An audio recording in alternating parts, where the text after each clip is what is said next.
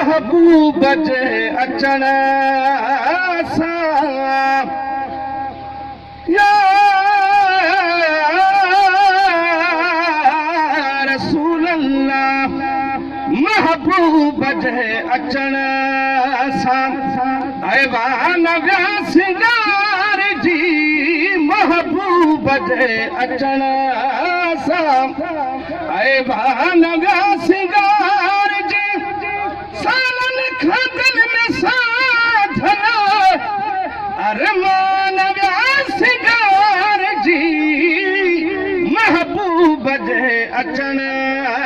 सां ऐवान विया सिंगार जी महबूब जे अचण सां तशरीफ़ या बुरिया दिलदार दिलरुबा जी तशरीफ़ या बुरिया दिलदार दिलरुबा जी सरसब्ज़ थी वई धरती सरसब्ज़ थी वई धरती आसमान सिंगार जी महबूब जे अचण सां ऐवान विया सिंगार जी महबूब जे अचण सां अंबर अतर मुश्क जी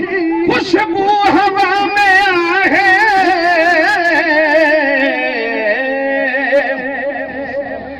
अंबर अतर मुश्क जी खुशबू हवा में आहे रास्ता घर घिटू सब मैदान सिंगार जी महबूब जे अचण सां दिल जान ताज़ा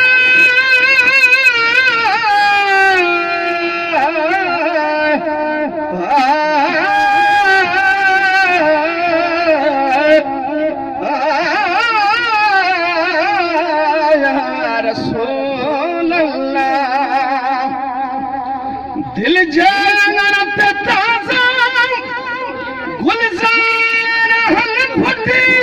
पिया बुलबुल बोले ॿुधायो गुलिस्तान विया सिंगार जी महबूब जे अचण सां सभु रौनकूं जेके आहिनि अॼु मेला था मल्हायूं उर्स था कयूं शादियूं था कयूं ख़ुशियुनि जा इतमाम था कयूं इहे सभु मुंहिंजे मोहम्मद मुस्तफ़ा जे सदके में मिलिया सुभान अल्लाह चओ गॾिजी नंढड़नि वॾनि मटाया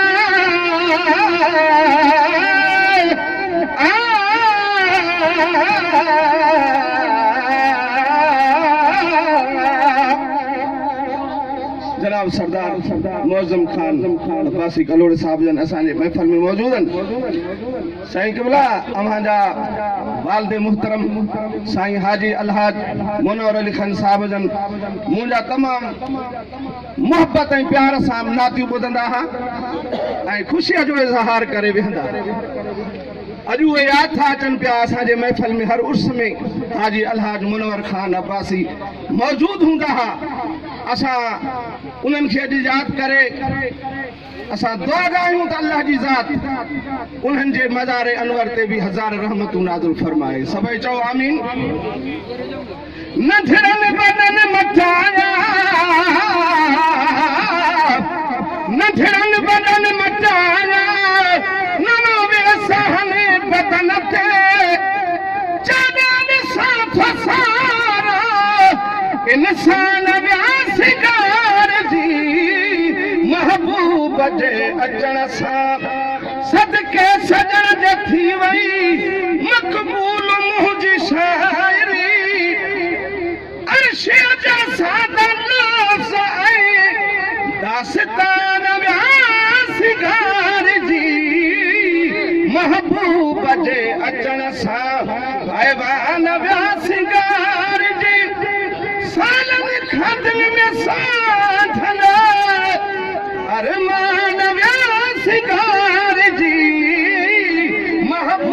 बजे अचण सां मियां जहांगीर साहब तमामु महिनत सां किताब हिकिड़ो छपाया आहिनि जेके दोस्तनि जे लाइ ऐं उन्हनि जी महूरत कराईंदासीं असां जनाब सरदार मुअज़्ज़म अली अब्बासी कलोड़े साहब जन खां इन खां अॻु में